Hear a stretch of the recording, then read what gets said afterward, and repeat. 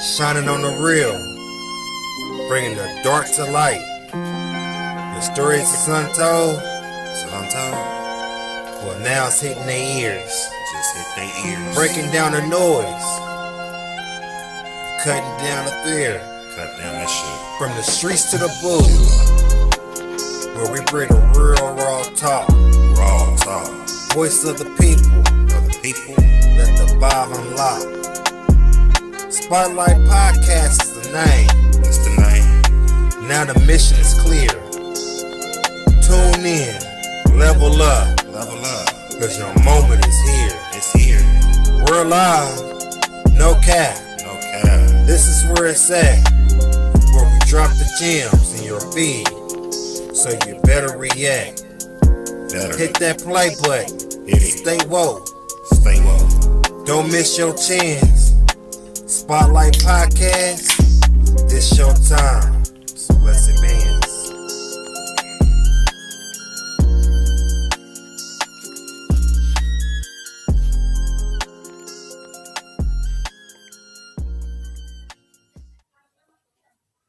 What up? What's up?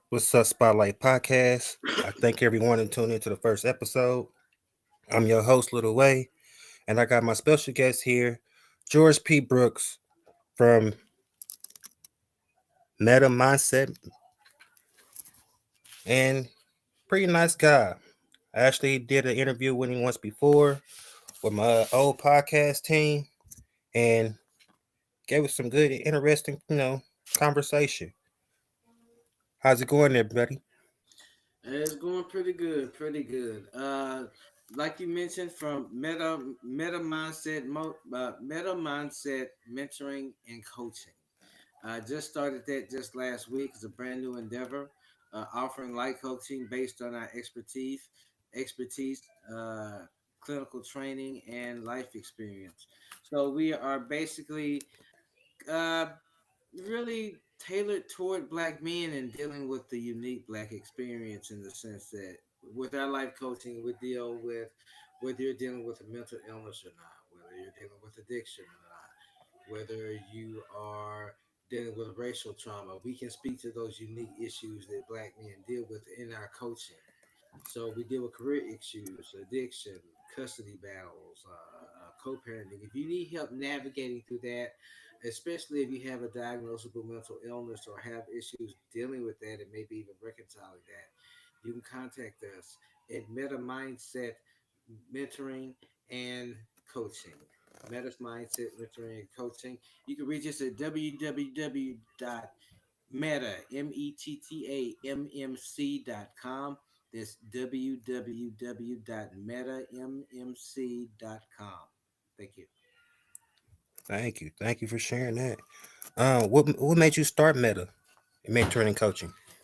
Well, It actually started when I began my recovery about 6, 7 years ago.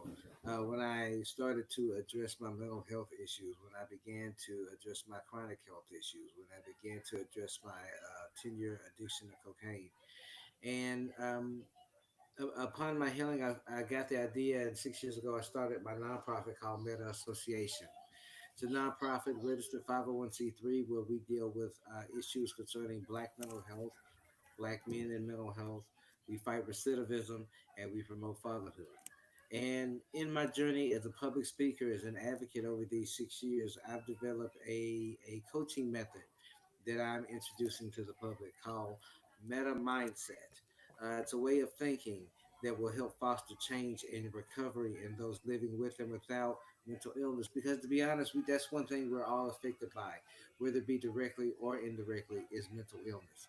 So my life coaching, Metta Mindset Mentoring and Coaching is tailor made for Black men, but we're so universal and so inclusive that we can help anyone. So please contact us at www.metammc.com. All right. Uh, my next question is what is a fun fact that other people don't know about you? Ooh, I'm a huge Dragon Ball fan. I got into Dragon Ball back when I was 18. It's back in 1996. I've been a lifelong. In fact, I'm finna get my first tattoo. It's gonna be Vegeta. on this song and Batman on this song. And so my love of Dragon Ball go back to like late high school, early college. I worked in the anime store for a year. Okay. Hell, I was about Dragon Ball now, and the cool thing is my sons, 14 and 19, we in the Dragon Ball together. You know what I'm Okay. saying? So we all like we went to Comic Con, which is a big Dragon Ball convention they have in Dallas. The three of us went together, man. We got to it was real cool. So it's cool to see that you can have some generation with your son, something that you was into, but then they really feeling it themselves. So it's cool you get to share that with your kids. So that's a fun fact about me. I'm a cool ass dad, but I'm a good father. So I'm gonna tell this to my fellow fathers out there. Try to find something you got in common with your kids, man. Try to find something y'all can vibe on together because it's gonna make things more fun. It's gonna make y'all relationship better. Good, good, good. I like that. Uh, what else do you like doing fun with the kids? Man, we gamers, man. My first console was an Atari 2600 back in '83. My older sister got me into playing video games, and my son playing his PS5. So we've been gaming together. Like we might hop on Fortnite together later. You know what I'm saying? Okay. He got the new Dragon Ball game. We want to play it together. That's something we like to do fun together. I'm a big Okay. Batman fan. My youngest son getting into Batman. Um, it's so much fun. Like I've always tried to be the kind of dad that did stuff with my kids. So I mean, it's so much stuff that we can explore on. So that's something else. There's something else that's fun about me. I like playing them slots. I don't mind. I ain't gonna lie. I will take $40 and dip out for a minute for a couple hours down and down. Gonna hit her up, see, try to bust her head. Sometimes I do all right, but I'll never lose what I came in with. So it's just a hobby. Yeah, Uh, got you, got you. I'm 420 friendly. I believe in that. And I'm just a cool person to get to know. But I got my purpose. God gave me a purpose, which is try to stop people from having to live the trauma that I had to live. And that's why I'm doing my nonprofit. That's why I'm doing my public speaking. I'm gonna film some comedy stuff coming up next week.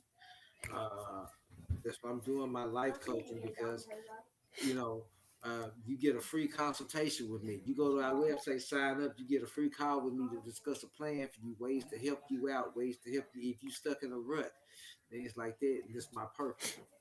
So, but yeah, I like that question about things that people wouldn't maybe know about me. And also, I'm bipolar. I've been bipolar Okay. since age 7. My son, if finna turn 20, he's bipolar. He was diagnosed at age 7. So raising a bipolar son been interesting. Get a lot of police calls to the house. Get a lot of calls from school. Get a lot of calls. You get a lot of missing nights where you don't know where they at. Yeah. It's a lot of that involved, in raising a child with a mental illness, especially while I'm trying to navigate my own mental illness, and raising 5 kids and doing all that. So So how is it like raising a kid with a mental illness for people that don't know how to what it goes through or don't know how to start with that? I can't speak for every child, but my son is especially stubborn. Nothing to do with his mental illness. Just his personality, he just stubborn. He a Sagittarius. So I was gonna get it anyway. I was Yeah. gonna get it. I already knew I'm gonna get it anyway. But when he turned about age 7 and started showing up something, I said I'm really finna get it. So it's been a challenge. It's been a challenge. He's had a lot of external factors, some abuse I wasn't aware of, some things, and he just now got his first place, and he'll be 20 tomorrow. But it's been hell. Yeah. One incident cost me $10,000 off the rip. Woo. One incident. That's a lot of money. Yeah. Attorneys involved, courts involved, other folks involved. It's been hell. But it's been a lot of it's been because it's bipolar. He wasn't controlling his bipolar. I got And it, got it. now he's finna be 20 tomorrow, he's accepted a lot of things about how to manage his bipolar, but it's a blessing because he's learned his lessons in 19 and 20 that I didn't learn till I was 40, 41, 42.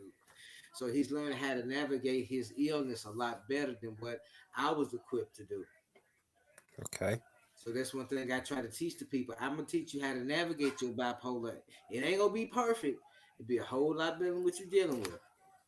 And who knows, it can be optimal to what you want to do. So that's one thing. I got plenty of testimony. And through that testimony, healing and hope can be endeavored upon. Because I'm a big believer in therapy. I've been in therapy myself 6 years. Hmm. Changed So my life. so by that, what about you stay right there? Can you share a little bit about your own personal journey and challenges that you overcame? First of all, chronic health, diabetic since age 9, insulin dependent, heart defect, osteoarthritis. I was morbidly obese as a teenager, but had weight loss surgery to save my life. So I'm on about 17 medications every day. Bipolar, PTSD, DID. Man, went through custody battles, divorce trauma, emotional abuse coming up, 10-year addiction to cocaine, homelessness, very recent homelessness, economic poverty, breakups, abandonment. Haven't talked to my family in 7 years. So yeah, there's some pretty good challenges. So I kind of know how to navigate myself around all this. So those are just some of the things this is some of what I face. Uh, if you could have dinner with any historical figure, who would it be and why? Kurt Cobain, right now. I would just, just knowing who he was as an artist. And like my son say, there are a lot of similarities between me and him personality wise that they can see. I think it'd be an interesting conversation to have. I know a lot of people say, well, why would you go for a dignitary? Why would you go for somebody who was world changing? But the question was, who would I want to have a talk with? And that's who I want to have a talk with, Kurt Cobain. I think it'd be an interesting conversation. There are lots of people that have departed that I would love to have conversations with because of my conversationalist. But yeah, that's the first person that came to mind, Kurt Cobain. Ask him about his art, ask him about his mindset, ask him about his expression, because there are a lot of similarities between me and him. All right. Could you tell me uh, a favorite memory of your from your childhood? Man, wow, a favorite. Probably Christmas of '89. That stands out to me. That particular Christmas stands out because it was my entire family together, and we were living in some prosperous times, and it was a good Christmas, and I remember there was a certain sense that year. There was one of those waves in life. Sometimes in life, our economic status, especially when we're kids, undulates. We have one Christmas, but we may not have nothing the next, and we was on that waves where we had a little bit. So that Christmas kind of stands out to me. So that's a fond memory for me coming up. So where you from? Memphis, Tennessee, Parkway Lauderdale is where I grew up at. I grew up in South Memphis and White Haven, and when I left Memphis, I lived in Fraser for 10 years. So I'm Memphis to my heart. But I moved to Dallas 6 years ago, and Dallas has been wonderful to me. Have great love, deep love for Dallas. So I'm originally from Memphis, but now I reside in the DFW. All right. Uh, can you compare your neighborhood from growing up until now? Wow, my neighborhood growing up was the hood. I mean, it wasn't nothing to go in your front yard and see some ranges. And I remember there were points where we lived with no lights and no running water for a whole year in a two-bedroom apartment. There were six of us. The kind of neighborhoods where, we go to the corner store. My mama had to pull a gun on somebody one time that came up to her.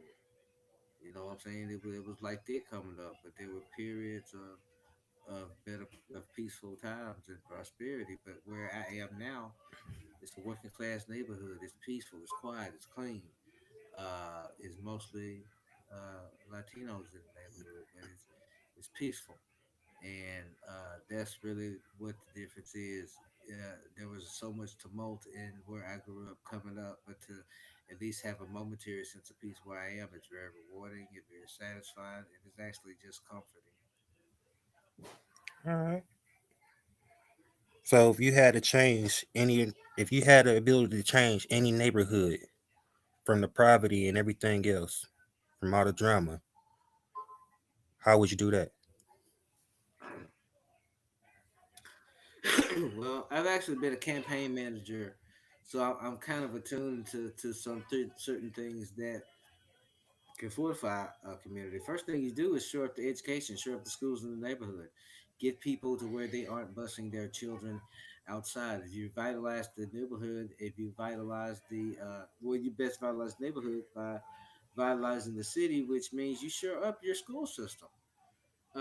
People don't understand how much that companies that are looking to relocate, where industry is looking to focus and take root, they look at your not only your political makeup and your political structure in your city, but they also look at your school system. That's the thing because they're talking about investing in your community, uh, whereas their children have to be educated. You know what I'm saying, and things like that. So people don't understand the value in that. So I would cheer up the educational system. I would make sure that we had a mass transit system, a city with a mass transit system that's effective and affordable and sustainable.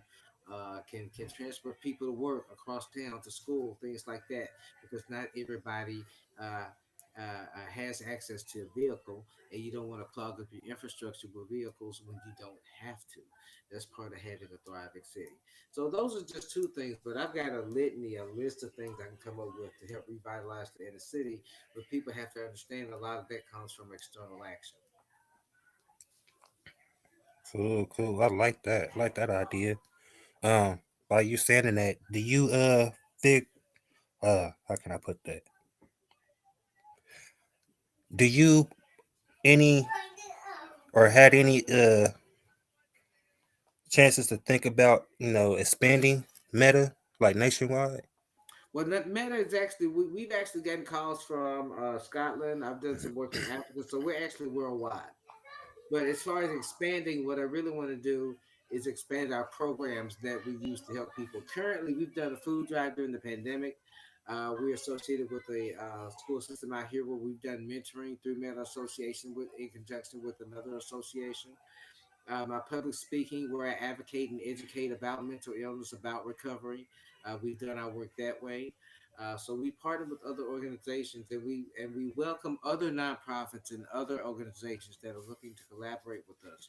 You can contact Med Association at 214-810-6518. It's 214-810-6518. Well, as far as expansion, we're looking to expand, but we're looking to expand in a way that's going to be beneficial to people and serve our purpose and what God's purpose is for us, which is to help those living with and affected by mental illness. All right. Uh, how do you handle a setback after pursuing your goals? Wow, because the thing about setbacks is that, oh my God, they never stop coming, and they will come. First thing about how you deal with a setback is understand they're going to happen no matter how much you do. And once you accept that, it helps you develop a mindset where you can prepare and adjust for them. So the way that I deal with a setback is that I take a second, I look at the situation, I assess the situation, then I discard anything that is beyond my control, and then I take action accordingly and I pray about it. So I treat a setback just like I treat many things in my life. There's usually a cooling off period. There's usually an assessing of the situation. There's usually then another assessment of what I can do to the situation. Then there's my action, and then there's prayer. Usually prayer goes first, but there's definitely prayer after I take my action to hope that my actions have been enough, and I just leave it in God's hands. So this how I deal with setbacks. Okay. Uh, by you saying that, what impact do you hope to leave the world through your work and personal life? I think about this a lot because I think a man, a important part of being a man, especially when he has children, is to leave them some sort of inheritance. I believe it's in the Bible that a man is supposed to leave inheritance to his children. And it doesn't always have to be fiduciary. It ain't always got to be money. It ain't always got to be cars. Sometimes it can be a legacy. Yeah. My son told me about a year ago. He said, through your nonprofit Metta Association, Dad, you've already given me a legacy. You've already created something of yourself that I can carry with me that is of you. Yeah. So the thing is, this was important. That's what I want to be remembered for. Somebody that really did try to help people and spread awareness about mental health, even if it means telling everything and putting his whole heart and everything into it. Even if it means maybe missing a few bucks to keep the purpose going, but I'm still grinding. But the fact that my son already said, Dad, you've already given me a legacy, that's all I need. But that don't mean I'm done yet. So that's why I want to be remembered as somebody that was real, that really, really tried and was really, really about doing the work. Yeah. You're right about that one. My dad does a lot of carpentry work, and that's one thing he taught me was a few things on how to do. I don't know how to do a lot of things, but I do not know hang up a couple of cabinets. I do know how to use a tool, a couple of tools, and do engraving work, and know how to lay in floor, do tiles, stuff like that. But Mhm. so leaving a legacy for your kids is a Right, number one priority and thing. So right, I do honestly agree with that one. right. It's cool. Uh, Can you describe a moment of a personal information that changed, not challenged, but changed your life? Can you repeat that one more time for me? Can you describe a moment of a personal transformation that changed your life? Man, what started my recovery, I was at rock bottom, man. My wife had just left, going through custody battle, deep in addiction, economic thing, finna lose everything. And I was laying on the couch, and I was going through multiple organ failure. That's how low I got. I got down 135 pounds. Oh, I was laying on the couch, I was looking at a spot on the wall, and it was like it was light on the spot on the wall, and I couldn't take my eyes off of it. And I said, "Oh, this is my moment. This shit right here, where I can decide whether to go into that light and go home, or just see what happened." And it's like God spoke to me. He said, "I ain't done with you yet." Because I felt yeah, myself fade. I felt myself going. I was ready to let go. There was no anxiety about my kids at that point. There was no me wondering what was going on with them. There was just peace. But then it's like he snatched me back and said, "No, no, no, no, not you. I'm not done with you. You come over here." So that was a personal moment of transformation for me. you said something about your anxiety a little back ago through the interview. How did you overcome your health issues and relate to your anxiety? Just addressing my issues, addressing that trauma, addressing those things that really caused the addiction and caused the problems on my end. You know what I'm saying? Developing a sense of accountability and just dealing with my stuff. And once you start to deal with your stuff, you understand that where that anxiety comes from and you can better deal with it. So that's where people mess up. They don't oftentimes deal with their real issues. And we know, especially as black men, we know we have them. Yeah, You know, you got them. I know. You know, we got this stuff about us that's messed up, but you know, we do.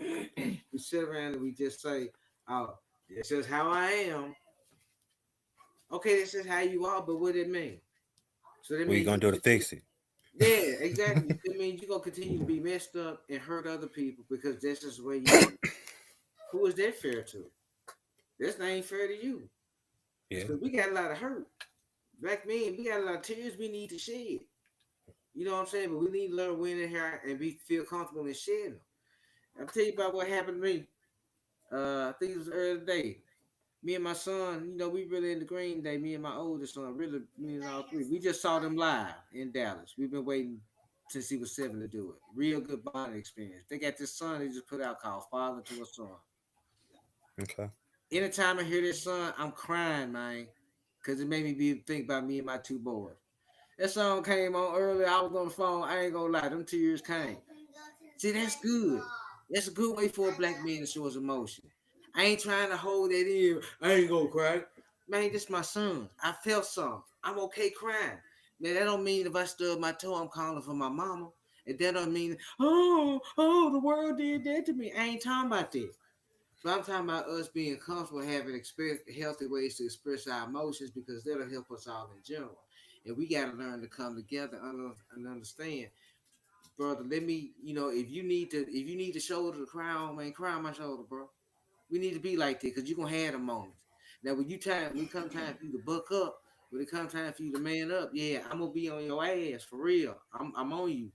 But when you need that moment, when you need that peace, anything I can do to help you as my brother, I'm gonna do. If we can develop that mindset, man, what you gonna do in the black community by itself? Yeah. Imagine what, and we can foster that. It's never gonna be a panacea. It's never gonna be a utopia, but by nature of black folks, you know we crabs in the bucket. You know we never truly unite. Look who they took this last election. Who they put out as far as our black leaders? Beyonce. Who the hell she never led other than the chorus line? You know, Malcolm X said something about, you know what? When they want to control us, what they do is they trumpet out supporters. He said, when have you ever seen a white leader that plays a trumpet? He said something like that. But this election, who the Kamala and them trump out? All entertainers. You sure What, right what, about what did they that one. say about us? What they say about where we at? See, we got to deal with this kind of stuff as black men as well as our mental health.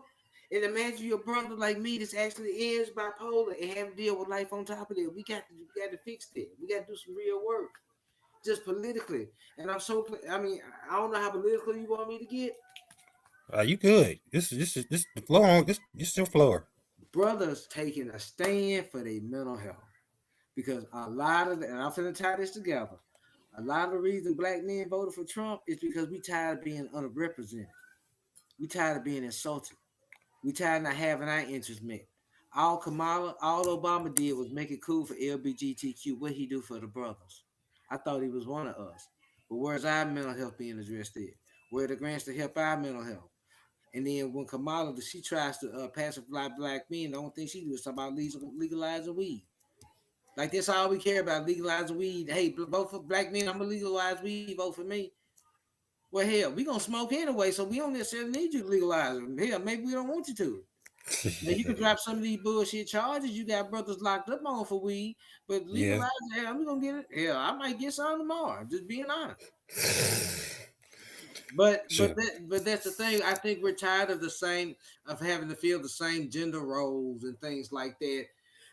Excuse me, especially with a lot of women with the boss energy they have. It's turning a lot of us off. A lot of women feel, and it's not their fault.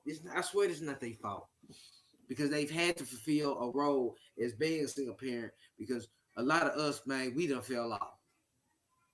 Yeah. Y'all know them brothers don't do nothing for their kid, don't try and make excuses. Well, she hard to deal with. Well, so what? Mine was hard to deal with too. I still fuck with my kid.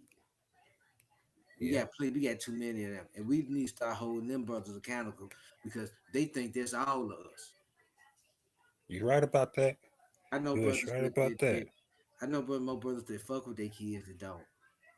But the perception is, and what the media wants to tell about us is that we don't do that. No, man. Now we need to do better.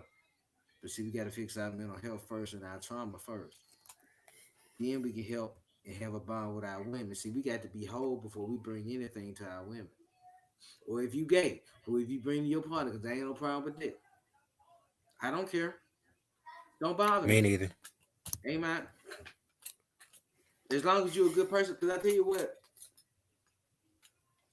once we do that, we can help women heal from their trauma because women got a lot of trauma. But women have a unique trauma that they must address, that they should address, that I want women to address because their challenges are so unique and so different from ours that I think sometimes we forget that and we don't understand.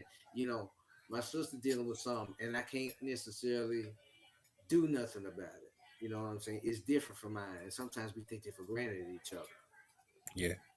We think, oh, they feel what I'm feeling. When they angry, their anger looks like my anger. No, it don't. It don't. What makes Meta Mindset mentoring and coaching unique compared to other coaching services? Man, you got we're backed by a licensed therapist. We have access to a licensed therapist. I'm a life cert excuse me. I'm a certified life coach. I do have certification. My testimony, I'm pursuing my master's in psychology currently. And like I said, we have access to therapy services. So I have a plan in place to help one navigate some of the issues in life, career. If you're going through a divorce, a marriage, a life situation, or just want to improve and get clarity in your life in general, especially from the perspective of a black male who's seen a lot, lived through a lot, learned a lot, survived a lot, that can really point you in the right direction. Meta Mindset Mentoring and Coaching is the place for you. So you can reach us at www.metammc.com. Do not hesitate to reach out to us and set up a free call. You'll speak with me directly and let's have a good conversation. www.metammc.com. All right. Um, how do you how do your coaching sessions meet individuals needs? Well, the first thing we do is that we assess what's going on in your life. We just have a conversation. And what we do is, the first thing I do is have them address what they think is their needs and what they need to, what they would like to improve upon. So we develop an action plan. There's work to do outside of the coaching. There may be introspection required, actual action on seeing these plans come to fruition. So it's not just a matter you just go to the session and leave the session. It's okay. It's all inclusive. I make myself available 24 hours, 7 days a week for emergencies. My calendar is open 24 hours. So if you're on the other side of the world and your time is, your 9 a.m. is my 1 a.m., I'll be up at 1 a.m. I make myself available. I make myself accountable. And I know how to address and navigate all those issues, those unique issues that we as black men face in a compassionate way, in a way with discretion, in a way with respect. Okay. All right, all right, all right. Y'all hear that, black people? Uh, Next question is, can you share a success story from one of your clients? Wow. Okay. I had this client at a mentoring program where, through my nonprofit Meta Association, we taught job training to people that had come out of prison to help them get new jobs. And one of the gentlemen was at a job that he hated, and he had, was trying to develop a life plan. So he and I chopped it up basically, and I said, "Well, what are your interests?" And through our conversation, I found out he had a passion for video games. So I told him, apply for a job at this place. I used to manage video game store back in the day. So I said, apply to this place. I said, if you want to do something, and especially if you're gonna make money doing it, might as well make money doing something, being associated with something that you're passionate about. He was really passionate about video games like me. So he came in about a week later. He thanked me. He said he got a job at the video game store. So he was able to make his money and do something he loved doing, and that was something that I was really, really felt good about, and it would really made me happy, and it showed that we do have an actual effect on people through our mentoring, and that was done through Meta Association, through my relationship and collaboration that I had back then. So that's one example of that instance. Uh, what are some common changes your clients face, and how do you help them overcome them? Usually the first thing they have to overcome is not having a sense of accountability, and that's a scary thing to develop because you really have to look at self first, and that's one thing I've learned and am learning each day. Once you develop a sense of accountability, you can take accountability for healing yourself and healing your trauma. Once you can do that, uh, as happened with me uh, when I became tired of myself and was ready to embark upon my recovery from addiction and mental health issues, my accountability helped me address my trauma. And when I addressed my trauma, the addiction, getting over the addiction to cocaine became easier. It was by no means easy at all, but it made it simpler for me. It made it easier for me to see where I was going because I was removing the cloud and the muck from that trauma. So I was seeing, okay, this is hurting me. Now that I'm dealing with this, I don't feel the compulsion and need to use so much to dull the pain anymore because it doesn't hurt as much. So that's how that works out. All right. What is your feedback that you have received from your clients about your approach and your impact and challenging of coaching? That they feel inspired, that they feel motivated, that they feel as though I've really gone out of my way to help them. One lady, she'll tell you now. If I She actually has a podcast too, and I was an advocate for her. And if I pop in our podcast and say, hey, she'll say, hey, this is Meta Association. He actually showed up for me, and he actually advocated for me. And there are people in Memphis that will tell you that I've been a staunch advocate, a dedicated advocate, and a passionate advocate. So um, that's really who I am, and I feel like that's what God has bestowed upon me in terms of my purpose, because our purpose is our blessing, and that's what I love doing. So anything I can do that works toward that goal, toward that end, that's what I'm passionate about. Then that's what I'm going to do. So try to find something you're passionate about and try to pursue it and try to monetize it and make it your own. How can someone book a session with Meta? Well, you can best reach me at www.metammc.com. We have links there where you can schedule a talk with me. I'm available. I have bookings available.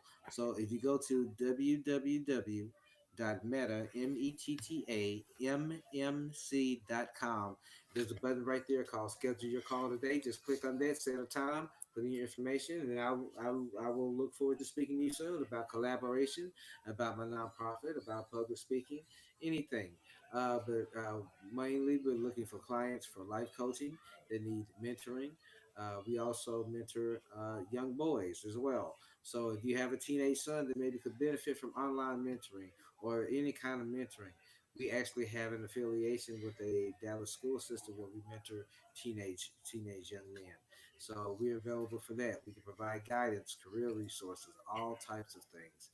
So we do try to do full service life coaching in a way that's going to be beneficial to you, in a way that's going to provide you ways to improve your life or sustain your lifestyle. But in any end, by the time you're done with a group of sessions with us, you will have methods to help you cope, to help you find enrichment, and then hopefully help you find peace. All right. So, what are your age limits? We really don't have any. We can mentor anyone. We have access to professionals who can help us tailor that on that end. But mostly we will help anyone. A woman can get the same life coaching. We have access to female clinicians to help you. So women, please don't feel like this is excluding you, because it's really not. But you might have 15-year-old kid may need some mentoring. Hey, call us. We can talk about some sessions. Especially if you're in the career field, if you're looking at changing careers, if you feel like you're stuck in a rut in your career, just just feel free to contact us. And there are really no age limits. There are no race limits. There are no limits. But we do understand the unique challenges that Black men face, and just let you all know that we are here for you. We are one of you, and we will help you. You say you do career placements. Like, what kind of career placements do you do? Is it like What job placements or we do that schooling? through right. We do that through our nonprofit Meta Association. We have an affiliation with a few organizations to where if someone needs a job, we can point them into the direction of job fairs. We can point them to companies that can employ them, even those that may be just as affected. So there are resources just through networking. I can teach a whole class just on networking, especially black enfranchisement and black prosperity on networking, and how we really need to integrate that into how we maneuver and what we do. So I have a lot to offer, but right now the best way to reach me is at www.metammc.com or at 214-810-6518. All righty. Does that involve in trade schools and schools as well?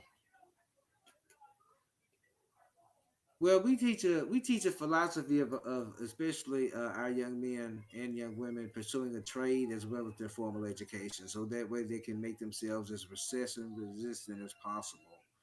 I learned this through experience in life. So I actually did plumbing for a year. Not saying I'm a plumber or remember anything, but I'm pursuing my formal education too. But I've learned through the wisdom of men wiser than me at this point that it's important to maybe take a 6 month trade course in the summer. Or over the summer while you pursue your formal education to make sure that you have a trade as well as your degree, so that makes you as recession proof and as marketable and valuable as possible. Yeah, I say that because I feel like these younger kids nowadays to get them off the streets too, they don't have opportunities to get jobs, but they Right. are willing to learn. Well, they don't have And skills. Yeah, they basically need skills. Once you see a man's value is when he can give, and the only way he can give, he has to have a skill to make himself marketable to generate revenue. And that's one thing we can empower our young men and young women by giving them skills, by giving them a trade. yeah, Hey, if you learn plumbing for 9 months, get your plumbing certificate. You know, no matter what happens in the economy, folks gonna need plumbing. yeah, You know that no matter what, every somebody gonna need electricity. It don't matter what the Dow do. It don't matter what a pandemic do. It don't matter what election do. Folks, hey, they told us gonna still get backed up. yeah, And you lived in a house with plumbing problems like I had before. Hey, that's a nine. You getting your pay. You getting your pay. What I did plumbing, man, we was dead of winter clearing out drains. You think we ain't charged a strain? It's a trade. You ain't got there yeah, make you 300 in a day legally. And then you can get yourself to the point you ain't got to be the one getting dirty. You just go count your money. But you got to work hard to build to that point. So that's why you go get you, if you need to go get you a 2 year business degree while you take your trade. Then get you a 4 year degree. That way you got the book sense to go with that trade sense. Then you're yeah, not just the one out there digging the trenches off. At some point, you got them digging trenches for you, and you creating jobs, and you creating wealth. You gotta have yeah. a Because plan. You gotta have a method. See, we got to start having a conversation, thinking like this, because this game out there. But we can't I get the learned name. one. Yeah, but we got to I do learned this to, with him first. yeah, I learned to trade Right, doing carpet cleaning, right, where I was actually doing upholstery and stuff like that. I was right, doing water damage and fire damage and mold removal. And I was teaching my son how to do it. 'Cause I was taking him to work with me back then, right, and I was letting him know how to do it, how to how to remove mold and all that little trick, little nonsense stuff like that. But I figure a lot of people, some of these trades, like you said, plumbing, carpentry, electricians, some of these kids can get to knowing that, and that way they don't have to work a 9 to 5. They don't have to work for nobody. They can just right. pocket their own money and keep it moving. And I got to say something. Y'all know some black men. If we don't start making our sons learn these trades and making this money, the Mexicans gonna do it, and they're gonna push us out the market. Yeah, I mean, I don't I say that agree. just because I feel away. I'm just saying it. It's gonna be fewer opportunities for us if we don't hear it and establish ourselves.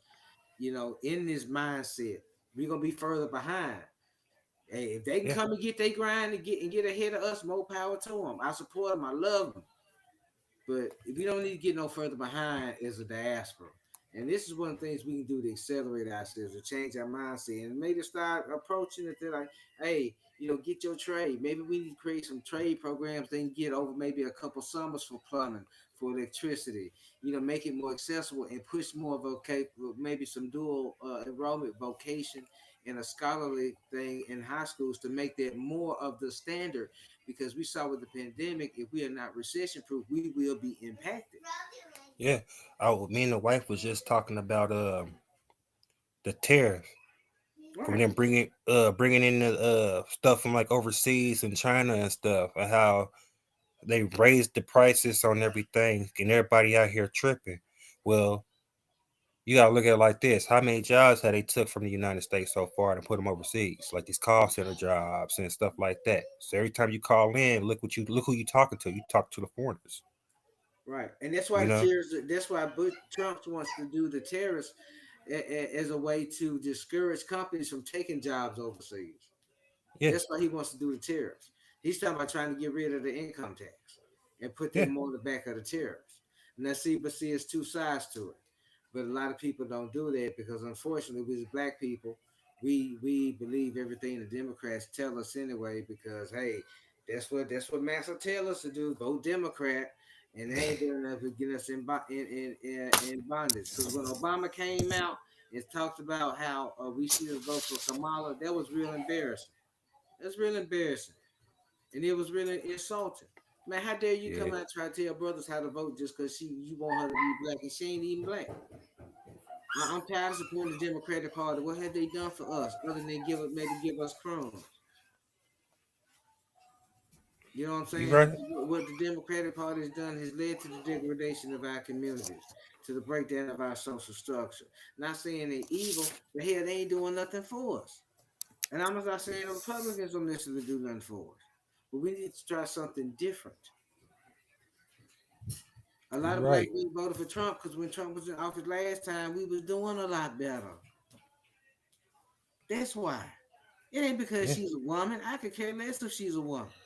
I can care less that they tried to make her seem black. I But might I might rub some feathers when I say this when it Mhm. comes to voting, especially for her.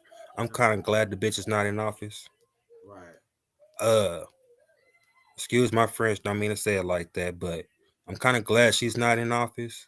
At the same time, we don't need nobody soft in office.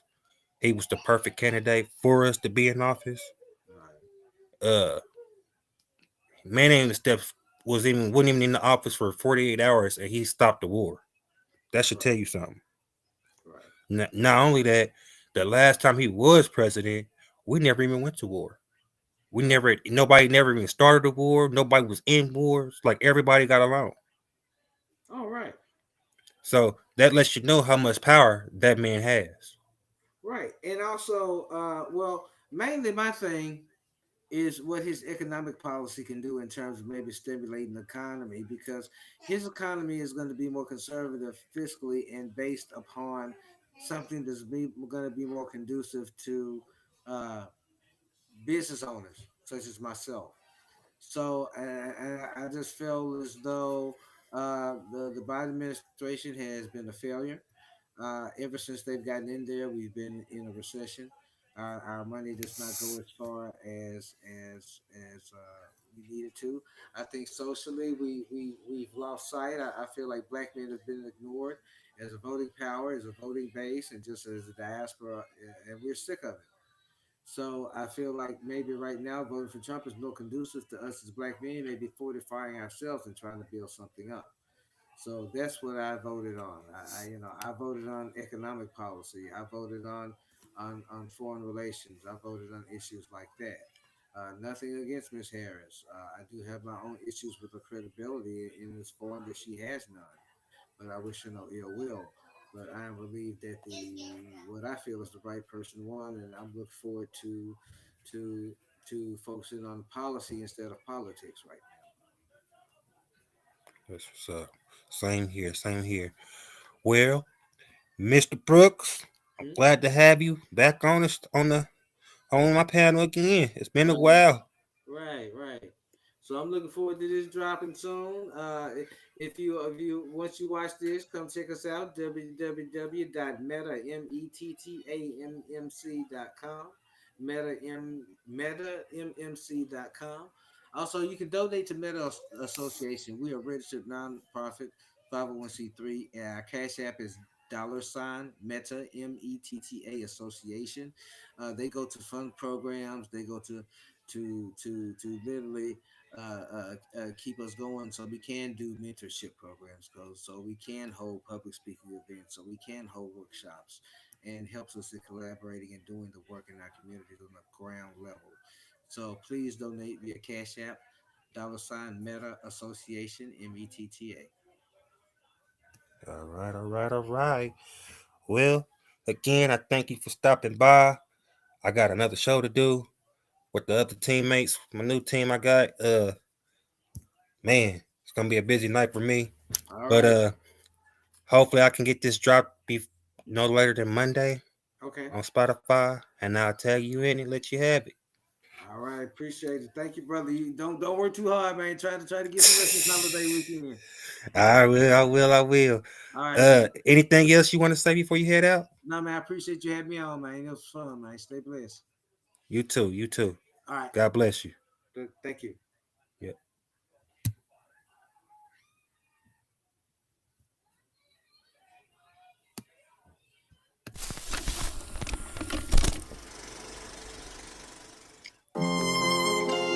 What's up, y'all?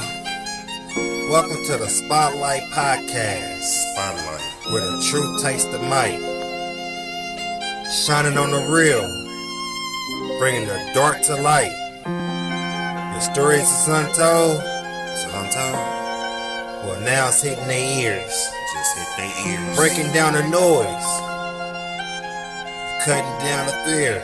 Cut down that shit. From the streets to the booth, where we bring the real raw talk, Raw talk. voice of the people, Other people. let the vibe unlock. Spotlight Podcast is the name. It's the name. Now the mission is clear. Tune in, level up, Level up. cause your moment is here. It's here. We're live, no cap. No cap. This is where it's at, where we drop the gems in your feed. So you better react. Better. Hit that play button. Hit it. Stay woke. Stay woke. Don't miss your chance. Spotlight Podcast, this your time.